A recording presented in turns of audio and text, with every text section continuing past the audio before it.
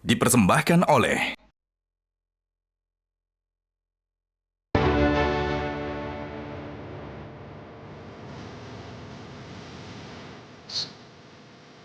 Selamat malam para pemirsa, ketemu lagi di Hot Room dengan saya, Hotman Paris.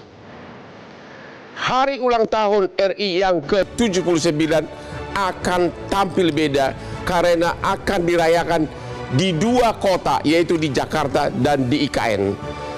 Namun di tengah pro dan kontra timbul pertanyaan, apa urgensinya mengeluarkan biaya yang begitu besar untuk perayaan ulang tahun tersebut? Hari ulang tahun kemerdekaan tersebut hanya tahun 2023 aja memakan biaya 53 miliar untuk hari ulang tahun kemerdekaan RI di Jakarta. Bayangkan kalau biaya untuk perayaan HUT RI di IKN pasti akan memakan biaya yang sangat besar. Apa urgensinya? Namun demikian, di tengah pro dan kontra, Bapak Jokowi tetap kukuh bahwa memang pembangunan IKN akan sangat bermanfaat untuk Indonesia. Inilah Hot Room, tampil beda hari ulang tahun RI di dua kota.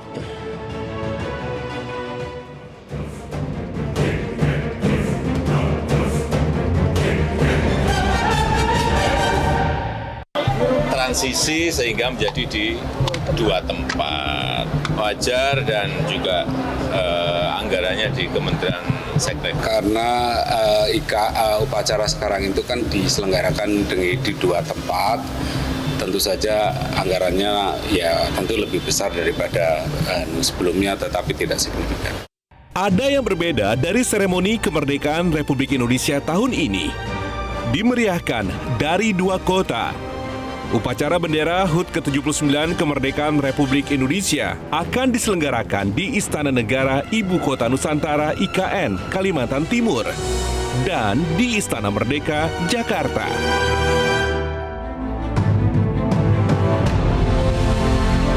Namun tampilan beda kemeriahan HUT RI ini menuai berbagai pro dan kontra.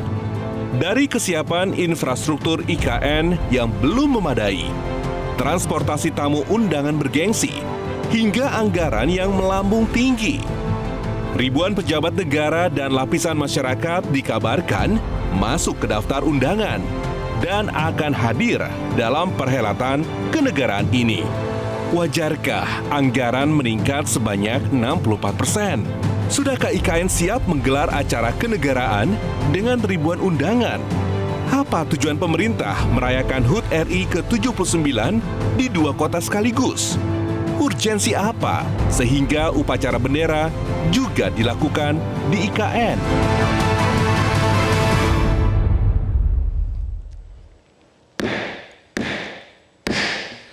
Pemirsa, kesehatan dan kebugaran jasmani tetap merupakan prioritas utama, seperti Hotman Paris yang bangun subuh jam 3 pagi tiap hari dan seperti sekarang sampai tengah malam masih kerja.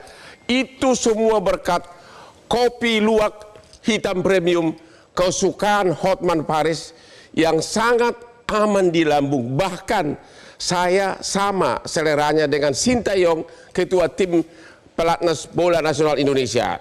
Inilah dia kopi luwak hitam premium yang membuat Hotman segar di pagi hari sampai malam. Kopi the best. Bapak Wandi dari deputi kantornya Istana lah, lebih tepat ya. Pertanyaan. Tahun lalu HUT RI 53 miliar biayanya. Sekarang di dua kota 2024 kira-kira berapa biayanya anggarannya? Ya, seperti sudah disampaikan ada kenaikan 63% ya. 63%. Ya, dan jadi saya kira wajar saja itu. Jadi berapa untuk Jakarta? Saya tidak tahu persis ininya, apa namanya detailnya, tapi yang isunya kan terjadi kenaikan. Ya. Dan sudah dijawab oleh Presiden bahwa karena penyelenggarannya di dua kota, otomatis terjadi kenaikan. Angka realnya kira-kira berapa? 87 miliar. 87 miliar itu untuk dua kota atau satu kota? Ya, itu bagian dari semuanya ya. kenaikan totalnya ya. Totalnya semua 83 miliar untuk perayaan HUT ya. nanti. Jadi sangat wajar kalau di dua kota. Ya. Sebab ya transportasi ke sana, saya kira itu sudah jelas, kita mudah untuk menghitungnya. Begitu. Tapi pertanyaannya kan mengapa itu bisa justifikasi? Mengapa? Why? Urgensinya apa? Nah, saya kira kita tahu bahwa IKN ini selain sudah menjadi bagian dari undang-undang, itu adalah komitmen kita kan untuk membangun kota masa depan, kota yang juga menjawab ketimpangan selama ini, yang sebagai simbol tentang Indonesia sentris. Jadi sudah dijelaskan oleh Presiden. Sumbangan Jawa terhadap PDB sangat besar, di atas 50% ya, 56 apa 58%. Dengan demikian, dengan adanya pembangunan IKN ini menjadi salah satu ya, bukan satu-satunya, salah satu epicentrum pembangunan di luar Jawa yang artinya merepresentasikan pembangunan yang sifatnya Indonesia sentris.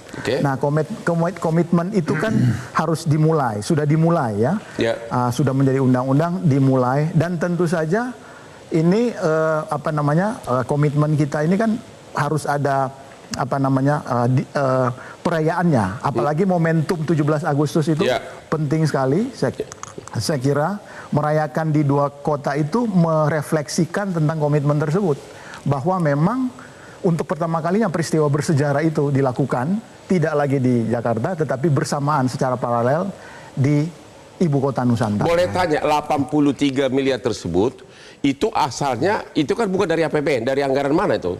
Ya semuanya kan dari APBN juga. Oh, dari APBN juga? Ya, semuanya anggaran. Jadi artinya gini, ini semuanya tata kelolanya sudah dijalankan secara transparansi dan akuntabel.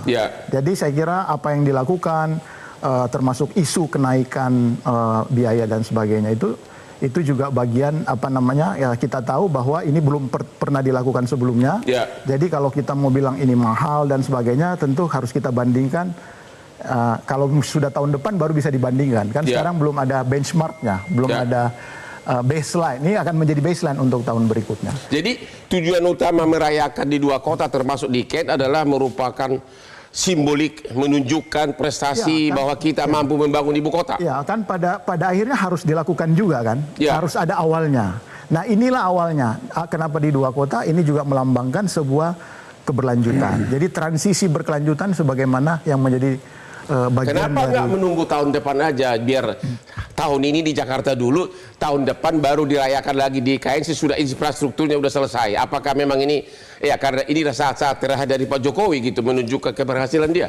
Kalau tahun sekarang kan tidak ada salahnya, karena siap sudah lihat, kalau kita lihat di sana lapangan upacaranya sudah siap, Istana Merdeka sudah siap, Istana Garuda sudah siap. Nanti bisa tanya langsung kepada Pak Danis Sumadilaga nih, komandan yang membangun infrastruktur IKN di sana. Jadi menurut Bapak itu bukan pemborosan pesta ulang tahun dua kali gitu di dua tempat? Saya kira ini adalah bentuk komitmen kita tentang Indonesia sentris. Jadi ini saya kira ini masih justified ya, anggarannya masih justified. Dan ini adalah proses transisi, harus dimulai untuk menunjukkan keseriusan kita bahwa pembangunan Indonesia sentris itu memang nyata. Kita menjalankan pembangunan Indonesia sentris itu nyata. Trubus Rahardiansah, Anda setuju bahwa menghabiskan 83 miliar lebih untuk pesta-pesta ulang tahun? Iya, saya kurang setuju itu. Nggak setuju, kenapa? Iya, karena saya melihat itu kalau kita memang mau menyelenggarakan upacara 17 Agustus cukup di satu tempat saja. Jadi tidak perlu di dua tempat. Artinya karena memang Presiden menghendaki di IKN, selenggarakannya di IKN satu tempat. Jadi tidak perlu diselenggarakan di Jakarta. Toh Jakarta sudah bukan ibu kota lagi, sudah Undang-Undang Nomor 2 kan sudah mencabut statusnya. Jadi artinya penyelenggaraan sudah difokuskan aja di sana, sehingga ini menunjukkan sekaligus menyambung dari KSP adalah prestasi gitu, prestasi bahwa di sana infrastrukturnya sudah sedikit masih ada kekurangan, itu hal yang wajar, dipertonton aja semuanya, sehingga di situ publik akan melihat semua, termasuk investor akan melihat bagaimana perkembangan daripada pembangunan. Jadi menurut Bapak apa urgensinya harus dirayakan di dua kota? Saya melihat ini lebih kepada ini kegamangan ya, kegamangan dari pemerintah akan pilihannya. Padahal harusnya kan satu saja sudah cukup gitu. Tetapi atau mau menunjukkan menjelang akhir masa jabatan Pak Jokowi, menunjukkan inilah aku putra Indonesia berhasil membangun ibu kota. Bisa saja itu kan secara politis ya, secara politis kita kan sudah tahu dari saya sisi kebijakan publik itu kebijakannya kurang tepat. Karena apa? Karena harusnya menurut saya itu lebih ditekankan bagaimana memfokuskan IKN ini agar semua terkonsentrasi di sana. Sehingga kita sudah tidak berpikir lagi tentang Jakarta harus bagaimana, kan sudah ditentukan undang-undangnya sebagai DKJ gitu. Jadi dalam hal ini Presiden sudah memutuskan di IKN sudah seluruh sumber daya ada di sana semua gitu loh. Jadi harusnya memilih Jakarta atau IKN atau di IKN saja ulang tahunnya begitu? Kalau saya lebih cocok di IKN aja sekalian, karena memang IKN itu tuh sejak awal yang sudah didengung-dengungkan untuk dilaksanakan peringatan 79 ya, itu di sana. Jadi tinggal kita ada konsistensi kebijakan di sana, sehingga disitulah kemudian kita langsung menyelenggarakan secara akbar. Dan terlepas dari kekurangan apapun infrastruktur, sudah ini di samping yang kedua persoalan anggaran yang tadi disebutkan kan jadi tidak membengkak besar, karena dulu diselenggarakan di Jakarta sebagai pembanding itu setidaknya 53 miliar waktu itu untuk di Jakarta tahun 2023. Nah sekarang kalau uang itu kemudian naik ke 64% itu, sehingga kan menurut saya apakah sebaiknya uang itu digunakan untuk kaitan dengan penyelesaian yang ada di sana. Menurut Bapak tepat nggak sih biayanya cuma 80 miliar lebih, orang di Jakarta aja sudah 53 miliar tahun lalu. Ya, inilah di IKN ribuan orang didatangkan, ya pasti bisa ratusan persen kali naik Pak ya? Iya, kalau saya melihat ini masalah ini kan transparansi dan akuntabilitas lagi kembalikan sana. Artinya pemerintah harus menjelaskan secara clear bahwa penyelenggaraannya dipilihkan bagaimana juga sepenuhnya masih APBN. Jadi menjadi uang rakyat yang harus dijelaskan kepada rakyat pertanggungjawabannya. Saya itu Pak. Begitu? Ya. Bapak yakin hanya 60% naik? Ya saya kira kita juga harus melihat partisipasi masyarakat. Itu kan kalau dimonetisasikan angkanya pasti besar. Banyak yang datang dengan biaya sendiri. Itu juga harus dilihat bahwa dukungan masyarakat kalau ke sana, nanti kalau Pak Trubus suatu waktu berkesempatan ke sana, nanti akan melihat itu. Masyarakat itu begitu berharap masyarakat di sana untuk pertama kalinya komitmen membangun Indonesia sentris itu terjadi. Oke, kita istirahat dulu sambil membahas lagi. Untuk merayakan HUT yang ke-79 akan memakan biaya 80 miliar lebih.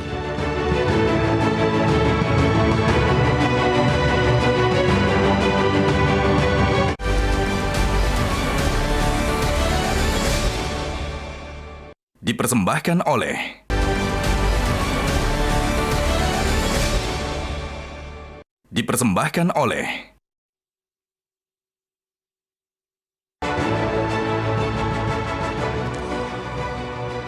Ketemu lagi di Hot Room melalui Zoom.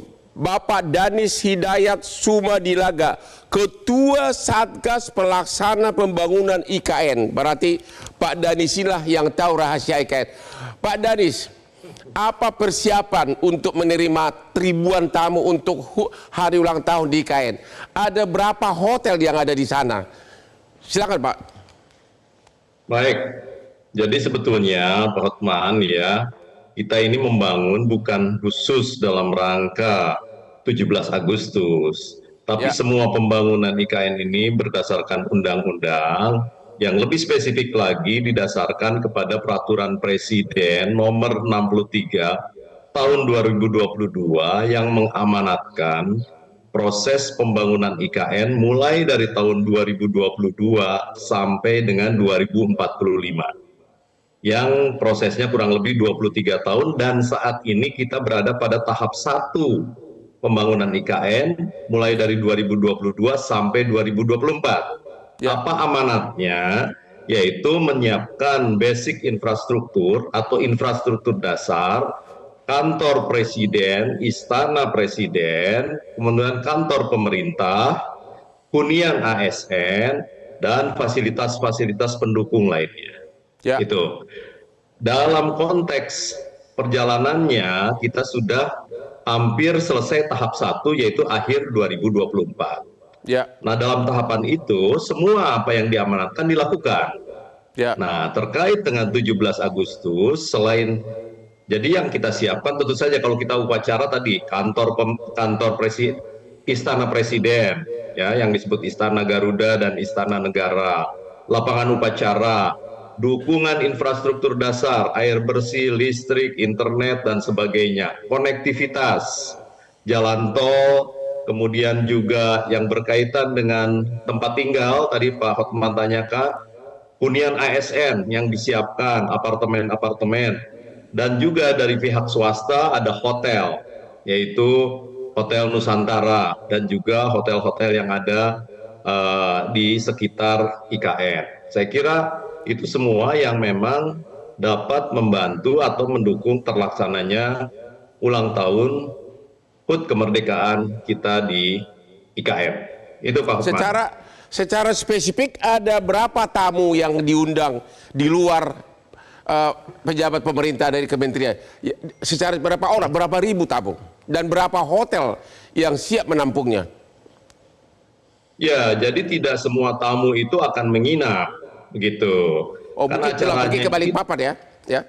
Betul, ada sebagian seandainya yang menginap juga itu tinggal di Balikpapan. Jadi misalnya ada tamu 1.300 yang pagi acara detik-detik proklamasi, datang pagi, siang, kebanyakan adalah kembali ke Balikpapan atau kembali ke asal kedatangannya, begitu. Tidak semua yang tamu tersebut akan tinggal atau menginap di IKN. Gitu Pak Hotman. Kalau warga lokal bagaimana? Apakah warga lokal juga dilibatkan atau bagaimana? Betul, sangat diundang. Jadi begini, yang mengatur semua ini adalah Sekretariat Negara dan Sekretariat Presiden. Berdasarkan undangan, tamu-tamu yang hadir itu adalah berdasarkan undangan. Yang diundang, warga lokal diundang, tidak semuanya mungkin karena keterbatasan fasilitas dan sebagainya, tapi representasi dari masyarakat lokal itu diundang oleh panitia. Jadi di sana itu sekarang sudah ada bandara pesawat, sudah bisa mendarat ya? Bandara di Sepinggan, di Balikpapan. Oh, di Balikpapan ya? Jadi harus di IKN-nya belum ada bandara ya? Lapangan terbang? Sedang dibangun. Ya. Oh, sedang dibangun. Semuanya melalui Balikpapan berarti ya? Ya, Balikpapan dan mungkin sebagian dari Samarinda. Nah, tetapi dari Balikpapan menuju ke IKN itu kita melalui jalan darat, melalui jalan tol yang fungsional itu kurang lebih sekitar 1 jam sampai 1,5 jam menuju IKN. Karena tahapannya baru sebagian jalan tol yang memang bisa difungsionalkan untuk menuju IKN. Untuk tahap 1, pembangunan tahap 1 2002 sampai 2024, sudah berapa triliun biaya yang sudah dipakai untuk pembangunan, Pak? Jadi pembangunan di IKN itu atau kita sebut investasi itu bersumber pada 2 sumber, yaitu APBN dan non-APBN. Yang APBN secara kontraktual ada yang sudah sedang berjalan karena kontraknya multi-year itu sekitar 84 triliun. Kemudian yang investasi non-APBN artinya dari non-pemerintah, dari swasta itu sekitar 55 triliun. Jadi kalau kita berbicara total investasi antara APBN yang bersumber dari negara dan juga dari swasta itu kurang lebih 145 triliun. Untuk tahap 1 sampai 2024 ya? Yang saat ini sedang berjalan ditargetkan sampai 2024. Apa benar nanti total seluruhnya dari APBN akan 460 triliun? Tidak. Estimasi awal, perhitungan awal 466 triliun itu adalah total ya APBN. Total biaya untuk pembangunan di IKN baik dari APBN maupun non APBN. Kira-kira berapa semuanya untuk sampai tahap akhir nanti? Yaitu yang kita desain ataupun yang disiapkan waktu itu perhitungan awal oleh Kementerian dari Bappenas itu sekitar 466 triliun tersebut. 466 triliun. Oke, terima kasih Pak. Pak Henry Satrio yang baru tiba ini merayakan pesta ulang tahun di 2 tempat. Hanya di Jakarta aja tahun 2023 memakan biaya untuk perayaan ulang tahun 53 miliar. Ini di IKN di 2 tempat. Anda setuju? Ya, menurut saya sih ini memang tentang ego, ego Pak Jokowi ya. Ya. Jadi memang dipastikan di IKN juga ada perayaan. Ya. Padahal esensi dari kemerdekaan kan bukan tentang perayaannya. Ya. Bagaimana rakyat itu sejahtera. Ya. Nah, sebetulnya kondisi IKN ini bisa kita lihat ancaman terbesarnya justru nanti pada saat pelantikan presiden yang baru. Karena ancaman apa? Karena di aturannya presiden itu hanya bisa dilantik di ibu kota. Ya. Sementara ibu kota Jakarta sudah dicabut statusnya. Ya. Sementara ibu kota Nusantara belum jadi. Walaupun ada peraturan yang mengatakan bahwa presiden lah yang akan menentukan ibu kota Nusantara itu sudah bisa dimulai atau tidak gitu. Pertanyaannya, secara hukum ibu kota udah pindah belum? Secara hukum? Secara hukum belum pindah. Harusnya belum pindah, tapi statusnya kan sudah dicabut. Tapi belum ada kepastian apakah Nusantara sudah bisa disebut sebagai ibu kota atau belum. Ya. Nah, itu dia yang menurut saya apa yang terjadi di HUT ini harus bisa diantisipasi, jangan kemudian sampai nanti di 20 Oktober Pak Prabowo yang kliennya abang lama itu jadi agak tidak bisa sahih secara hukum karena belum ada kejelasan di mana. Lu jangan macam-macam lo. Lu jangan-jangan nanti kamu bilang kalau dilantik di IKN kau jadi kasih alasan bahwa pelantikan tidak sah. Karena aku tahu kau tidak pendukung Prabowo. Oh enggak, saya sudah jadi pendukung Prabowo sekarang karena sudah selesai pilpresnya. Oh begitu. Sama seperti abang lah ya. Ya. Nah sehingga kalau menurut saya persoalan HUT ini mesti diperjelas. Kan begitu viral misalnya ya anggaran Alphard 25 juta satu mobil, langsung kemudian ada ralat bis gitu ya. Dan tapi yang melegakan dari semua itu menurut saya adalah pernyataan dari Menteri PUPR Pak Basuki, air sudah mengalir ke IKN katanya. Nah itu menurut saya hal yang baik. Jadi menurut saya Bang Hotman, kalau memang ternyata belum bisa, ya nggak apa-apa. Itu tidak sama sekali menurunkan cita Pak Jokowi sebagai presiden yang bagus kok. Artinya Anda menyatakan tidak setuju perayaan di dua tempat. Kenapa tidak milih satu aja atau di IKN begitu? Ya salah satu aja IKN atau Jakarta. Tapi walaupun sekarang sih alasannya kan gampang. Harusnya kita merayakan 17-an di semua tempat. Ya. Kan bisa begitu. Tapi sekarang pertanyaannya adalah kalau memang IKN belum siap, ya sudah nggak usah dipaksakan daripada kemudian banyak sekali budget dikeluarkan untuk perayaan di IKN sementara ada 32.000 karyawan swasta di PHK misalnya. Swasta di seluruh Indonesia maksudnya? Seluruh Indonesia, itu 32.000. Kan jadi ada hal-hal yang sebetulnya diperlukan oleh negeri ini. Termasuk persiapan makan gratis nanti. Jadi kan? Menurut Henry Satrio yang terhormat, tidak ada urgensinya untuk merayakan HUT kemerdekaan di dua tempat? Ya karena esensinya Bang ya. Esensi dari kemerdekaan itu sudah didapat tanpa perayaan yang heboh dan berlebihan itu. Jadi kalau menurut saya kalau memang bisa di istana negara di Jakarta ya lakukan saja. Tapi lu maklum dong, ini kan saat terakhirnya Pak Jokowi menjabat sebagai presiden. Dia mau menunjukkan inilah ibu kota yang saya bangun. Boleh dong Pak. Ya, Pak Jokowi harusnya juga maklum juga terhadap keuangan negara, kan dia lebih mengerti tentang keuangan negara. Ya.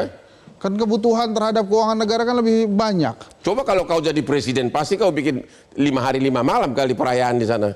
Enggak, saya nggak akan bikin ibu kota baru kalau saya jadi presiden. Jadi menurut saya gini loh Bang, ini kan kita sama-sama melihat bahwa ibu kotanya belum siap. Ya sudah dipersiapkan dulu aja. Ya. Memang Pak Jokowi pernah berucap akan dilaksanakan HUT di sana. Ya kalau memang sudah siap, laksanakan di sana, kita juga happy kok. Maksud saya gini, jangan kemudian disangka kita tuh tidak senang dengan ibu kota baru. Kan sudah diputuskan oleh negara, maka kita harus dukung. Gitu ya. Anda kenapa mengatakan dari tadi IKN belum siap untuk perayaan? Ya karena memang kenyataannya kan sedang dalam proses penyiapan. Ya. Dan itu membutuhkan dana yang sangat besar. Ya. Jadi buat apa intinya, esensinya kan bukan di seremoni Bang kemerdekaan itu. Ya. Bagaimana rakyat lebih sejahtera kan? Anda percaya bahwa biayanya tadi hanya naik 60%. Tahun 2023 perayaan HUT di Jakarta 53 miliar. Ya. Anda percaya bahwa di IKN bisa malah 3 kali lipat? Ya kalau emang datanya begitu mas ya saya nggak percaya. Kan maksud saya? Soalnya saya nggak ikut ngitung Bang. Itu dia loh problemnya. Jadi ya harus percaya. Iya Pak. Katanya kurang percaya deh kalau cuma naik 60%.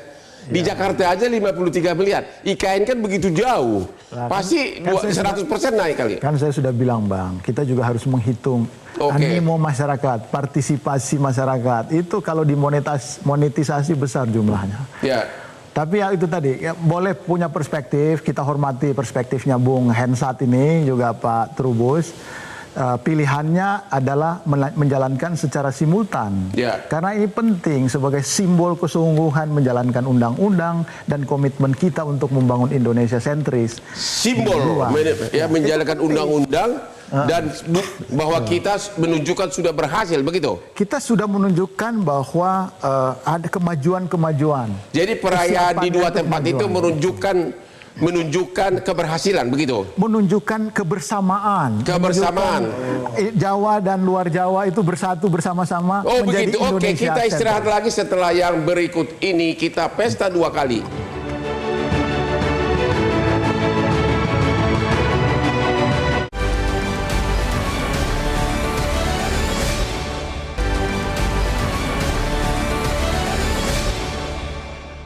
Dipersembahkan oleh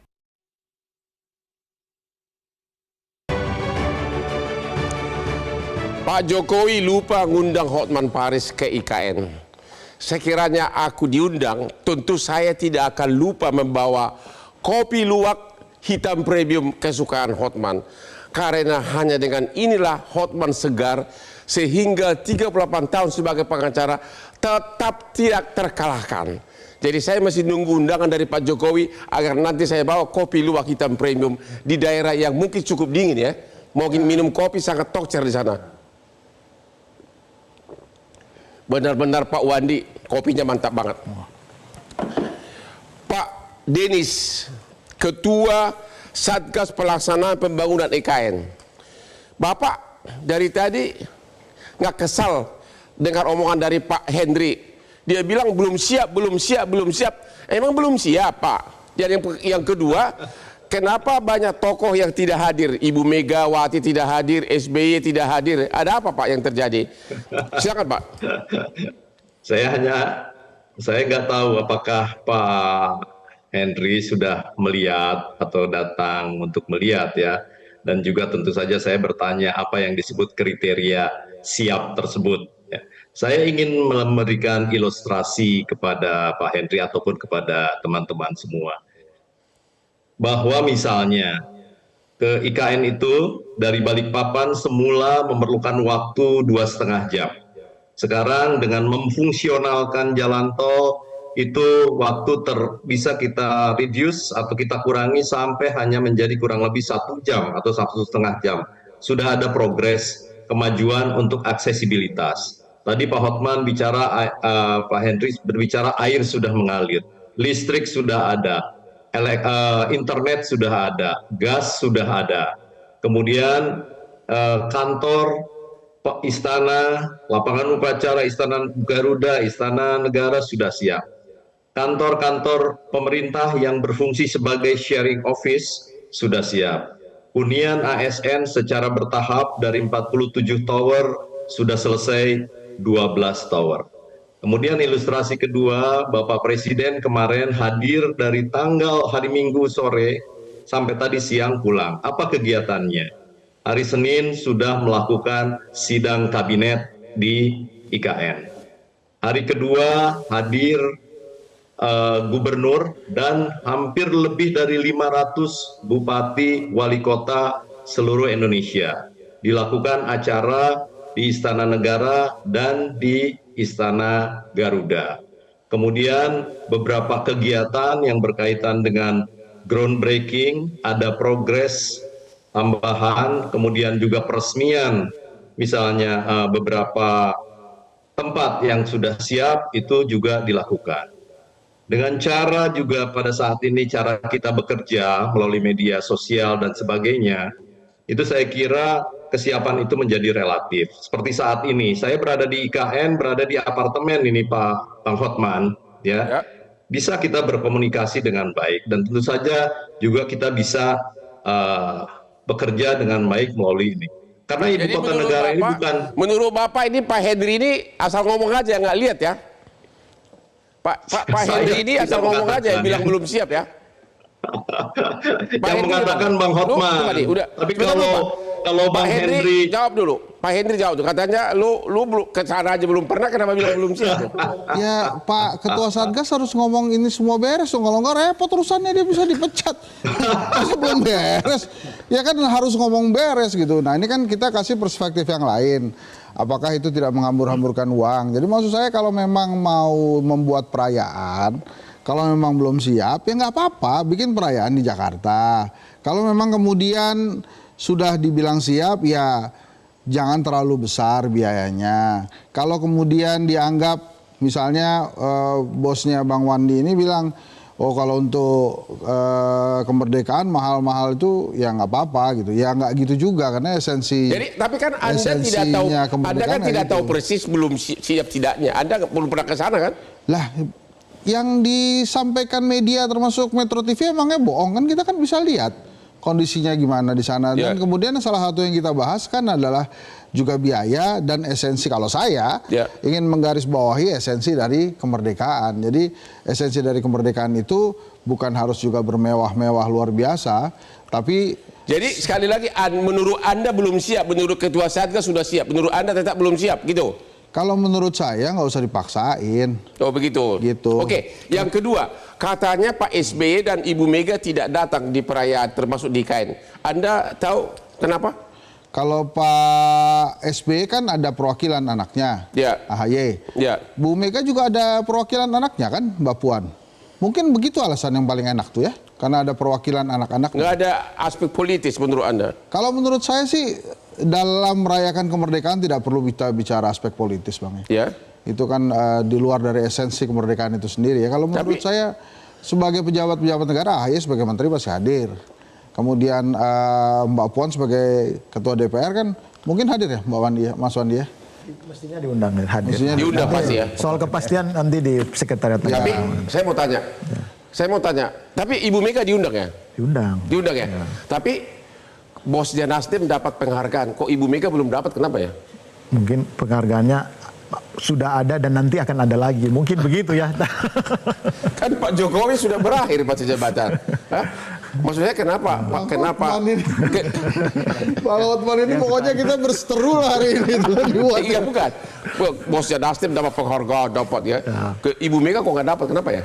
Ya saya kira kan setiap saat, setiap tahun saya kira itu tanda jasa itu selalu ada dan tentu berdasarkan usulan-usulan. Ya pasti nanti ada. Kita tahu jasa Bu Mega sangat besar buat Republik ini. Kamu tahu nggak, sadar nggak ada apa kekurangan yang paling besar? Kenapa?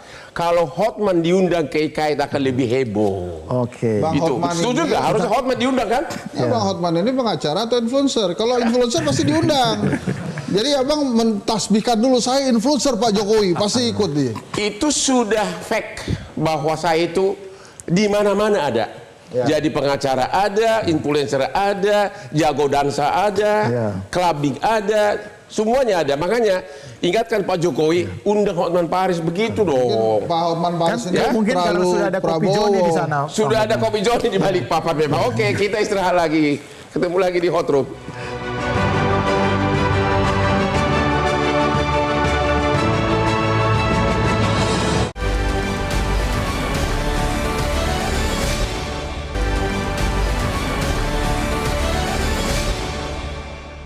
Dipersembahkan oleh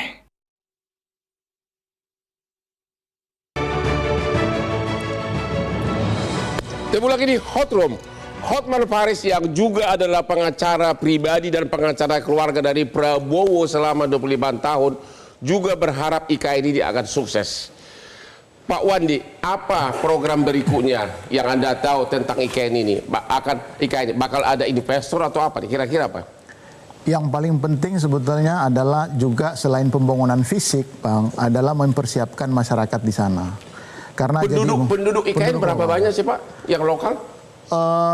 Saya lupa, nanti Pak Danis mungkin lebih tahu. Tetapi ada masyarakat di sana, khususnya masyarakat Pasir Balek yang saya udah ketemu beberapa kali, dan mereka juga akan menjadi warga IKN. Nah, oleh karena itu yang tadi saya katakan, sebetulnya pembangunan manusianya itu harus disiapkan. Karena bagaimanapun juga ini adalah sebuah kota yang akan menjadi kota internasional. Masalah tanah di sana, soalnya ada mantan raja di sana, pernah mendatangi saya mau gugat katanya, benar nggak tuh? Masalah tanah udah beres belum? Tanah itu sedang diselesaikan. Problemnya dengan tanah itu adalah pemerintah kan bertekad memberikan ganti untung ya. Ganti untung bukan ganti rugi. Tetapi untuk menentukan siapa yang berhak menerima itu kan butuh, abang kan pengacara tahu. Iya benar. Tahu bahwa ini sertifikatnya benar apa enggak, sejarahnya bagaimana, apalagi kalau masyarakat adat kan lebih sulit lagi. Saya terbuka nih, mantan raja di sana sudah mendatangi saya di Makassar. Tapi saya pusing. Kalau saya gugat nanti, pasti gugatannya akan mulai berlaku sesudah Prabowo jadi presiden yang adalah klien saya. Akhirnya saya kehilangan pendapatan. Apa boleh buat? Bapak Danis dari Ketua Satgas, apa program berikutnya dari IKN ini? Kira-kira investor bakal berapa banyak yang datang? Silakan Pak. Ya. Maaf ini terputus apa suara saya masih terdengar ya. Saya sependapat dengan Pak Wandi bahwa kita selalu mengatakan fokus kepada pembangunan infrastruktur ya, bukan hanya pembangunan infrastruktur. Saya kira kita membangun peradaban. Kita memulai sesuatu untuk Indonesia ke depan. Jangan terlalu dipersempit bahwa ini hanyalah pembangunan infrastruktur semata. Tapi oke, kalau Bang Hotman menanyakan itu, saya kira pembangunan itu seperti saya sebutkan sudah mengacu kepada suatu rencana induk, tahapan-tahapan yang sangat jelas tahapannya dan diatur di dalam peraturan. Bang Hotman kan sebagai ahli hukum ya, jadi kita refer yang saya jawab adalah mengacu kepada peraturan, yaitu peraturan Presiden nomor 63 2022. Lanjutannya adalah pembangunan baik infrastruktur maupun yang bersumber dari APBN maupun dari non APBN akan dilanjutkan masuk tahap 2, yaitu dari tahun 2025 sampai 2029. Ada target-target dan KPI yang ditentukan. Misalnya kita melanjutkan pembangunan infrastruktur, menginisiasi sektor-sektor ekonomi prioritas yang sudah berjalan. Ya, karena sebetulnya IKN itu bukan hanya ibu kota negara saja, tapi ada 8 klaster yang diamanatkan oleh undang-undang maupun peraturan yang harus dikembangkan untuk ke depan. Apa itu klasternya? Pengembangan industri energi baru terbarukan, pengembangan yang berkaitan dengan pertanian masa depan, yang berkembang klaster untuk perikanan dan sebagainya. Ada 8 klaster lain yang sebetulnya akan dilakukan. Pak, pertanyaannya, apakah IKN sekarang ini secara hukum sudah resmi jadi ibu kota dan apakah nanti Prabowo begitu lantik akan resmi berkantor di IKN? Saya bukan ini yang ahli hukumnya, tapi yang saya tahu saat ini ibu kota masih di kota Jakarta, Bang Hotman. Oke. Begitu. Pertanyaan berikutnya, apakah benar satupun investor asing belum ada yang masuk ke IKN? Sebagai investor asing, sekarang ini sudah ada, dengan kemarin sudah ada groundbreaking, ya. Yang terakhir saja, pengembangan salah satu investor saya sebutkan, investor dengan inisial I itu bekerja sama dengan dari Cina dan dari kalau tidak salah Malaysia, ya. Kemudian sebentar lagi ada yang dari Korea dan juga dari Jepang. Itu yang saya pahami. Wah, saya ada di lapangan. Ya. Jadi Pak, apa yang sudah tolong disiapkan Pak. Nanti Hotman akan segera membuka klub Holy Wing di IKN. Oke. Kenapa rupanya perlu dansa juga dah? Boleh. Ini usil banget sih ini orang. Boleh. Pak Hendri, gimana? Ya. Apa ucapan Anda terakhir untuk IKN ini? Ya saya sih pengen jadi ya. Dan kemudian kalau memang 87 miliar anggaran IKN itu untuk perayaan, ya seharusnya dibuat dan sejelas-jelasnya untuk kemakmuran rakyat lah. Nanti saya nggak tahu tuh yang di Jakarta berapa juga jumlah yang akan disiapkan oleh negara. Berapa Bang Binyo lagi? Mas Wandi?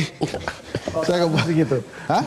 Totalnya itu 87 miliar. 87 miliar itu Jakarta dan IKN. Kalau di IKN aja berapa tuh Bang Binyo? Mas Wandi? Kenaikannya kan 63%, berarti kenaikannya itu lah dibandingkan dengan tahun lalu lah kira-kira. Nah, kalau memang sebegitu besar, harusnya akan berdampak pasca perayaan Hari Kemerdekaan. Misalnya Orang-orang yang tinggal di sana akan semakin banyak, kemudian retail juga akan semakin banyak. Dan kalau memang ada investor berinisial I, itu inisial investor tuh sebetulnya. Nanti akan ada investor berinisial H, Hotman Paris. Ya, itu bagus tuh. Dengan H juga tuh kan, Holy Wings kan di sana. Oke, Pak Trubus dulu. Gimana? Apa kata-kata terakhir dari Bapak di segmen terakhir ini? Saya mengharapkan itu ya, mengharapkan sekali bahwa IKN itu tidak mangkrak, gitu, tidak mangkrak. Mengharapkan tidak mangkrak. Memang iya. Anda rada-rada pesimis nih. Saya agak pesimis karena apa? Karena ketentuan Undang-Undang Nomor 3 itu kan pembangunannya KPBU, kerjasama pemerintah badan usaha. Sampai hari ini kan investornya, ya kalau yang daftar katanya 160 itu baru LOI kan, letter of intent. Tapi yang eksekusi kan baru berapa, dan itu kebanyakan juga masih dalam negeri. Jadi saya rasa penjelasan dari Pak Danis ini agak meragukan gitu ya, apakah kemudian realnya seperti itu, karena informasi yang berkembang di berbagai media sosial dan di publik itu selama ini enggak. Tapi dari ada, segi gitu. anggaran 460 miliar triliun lebih itu, Anda yakin bakal akan sanggup dari APBN? Kalau cuma dari APBN itu nggak akan sanggup itu, nggak akan sanggup. Karena apa? Tetap harus dari investor. Karena kalau dari uang negara kita sejumlah itu, anggaran kita kan cuma 3.000 triliun APBN kita. Kita tanya langsung aja ke calon investor, mau masuk tahun berapa? Tahun berapa? Investornya coba, sebagai investor tahun berapa mau masuk? Tahun berapa? Kita sendiri sudah mau masuk nih ke Balikpapan sama. Kalau ke IKN langsung kan masih Kira-kira tahun berapa? Tahun ini kita rencana mau buka klub di Balikpapan. Di IKN. IKN-nya. Dari Balikpapan langsung ke IKN, ya. Tergantung dari. Ya kira-kira begitulah jawaban para investor itu juga. Baru sampai di Balikpapan. Belum ada kok, belum ada. Jadi terlalu pede dia, terlalu pede bahwa akan membuka di situ. Tetapi yang jelas, tanpa ada jiwa patriotisme memulai sesuatu yang baru. Dalam sejarah-sejarah kan semua harus dimulai dari pesimisme, itu selalu banyak berakhir dengan keberhasilan. Bagus, benar itu Bang. Bagus. Ya. Kalau memang itu Bang Hotman percaya, maka masukan-masukan kritis dari kami itu harusnya kan dicatat. Iya. Dengan catatan, pajak jangan naik lagi gitu aja. Kalau kita para pengusaha ini kan, ya Pak ya, pajak jangan dinaikin Pak. Ya. Sekarang berapa persen pajak kita? 12%. Sudah 12 ya Bang? Iya. Pajaknya naik melulu. Pajak naik melulu kan, rakyat kecil jadi kasihan juga kalau kemudian IKN, salah satunya juga PSN yang lain juga belum selesai. Nah ini kan ujung-ujungnya semuanya jadi pajak rakyat yang terus-terusan diajar oleh kepentingan negara, kan dieksploitasi terus menerus. Ujungnya apa? Kan kemudian dari pembangunan IKN ini kan membutuhkan anggaran yang besar ke APBN juga. Kalau semua anggaran sebagai APBN, ujung-ujungnya ya nggak akan selesai sesuai dengan target kan gitu. Targetnya masih jauh jadinya kan. Investor siapa yang mau datang ke sana dengan hitung-hitungan? Pak Trubus belum pernah ke sana. Nah, jadi di sana itu sudah jadi hotel yang bukti investasi. Masih pro dan kontra mengenai investor mana yang akan masuk. Yang jelas bahwa 4 tahun sudah berjalan, 2 tahun ya? 2 tahun lebih. Dan sudah menunjukkan keberhasilan, kita tidak boleh pesimis. Oke Pak, demikianlah akhir dari diskusi kita ini. Dan pada saat ini kami dari Hot Room Metro TV mengucapkan dirgahayu hari ulang tahun kemerdekaan RI yang ke-79. Semoga Indonesia makin jaya dan semoga benar-benar IKN itu benar-benar menjadi ibu kota yang membanggakan Indonesia. Jangan lupa menonton Hot Room setiap hari Rabu jam 9 malam hanya di Metro TV, karena hanya Metro TV lah yang hostnya ahli hukum praktisi jam terbang yang super tinggi. Sini Pak, sini Pak.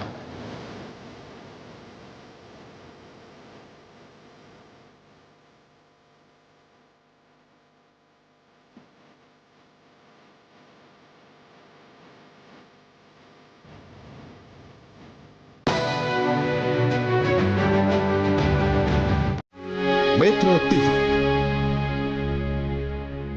Jelajahi cara baru mendapatkan informasi. Download Metro TV Extend sekarang.